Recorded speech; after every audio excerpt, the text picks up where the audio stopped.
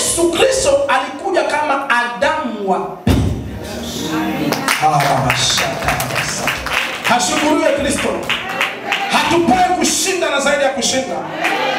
Sema Adamu wa pili ni roho yenye kuisha, sio kama yule wa kwanza. Inakupasa kuzaliwa mara ya pili siku ya leo. Inakupasa kuzaliwa mara ya pili siku ya leo. Sio kuokoka, tuhubiri habari za wokovu. Tunahubiri habari ya kuzaliwa mara ya pili. Maana wanaokoka ni wengi, waliozaliwa mara ya pili ni wachache. Waliozaliwa mara ya pili ni wanaozaliwa kwa neno lisioharibika. Neno la Mungu liyoumba dunia ndio inakuzaa. Unakuwa na asili ya Mungu, kutokufa, kutokuharibika. Nashangaa watu wanatishia. Unatishiwa uliozaliwa mara ya pili ya kwamba utakunywa sumu utakufa.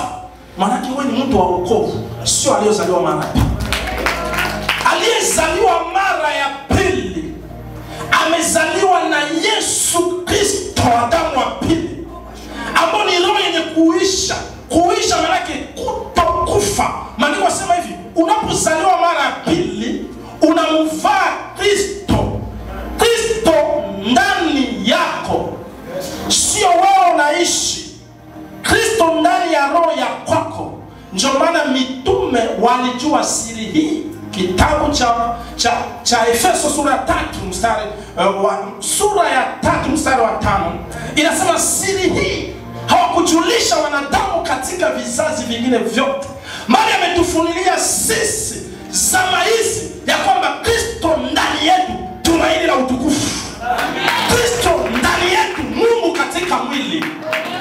Akasema watawapa vitu vya kufisha, hakitawazuru. Waliozaliwa mara ya pili, mwanaume anaenda kutembea na wanawake wengine. Waliozaliwa mara ya pili atakufa na ukimwi, wewe utakufa.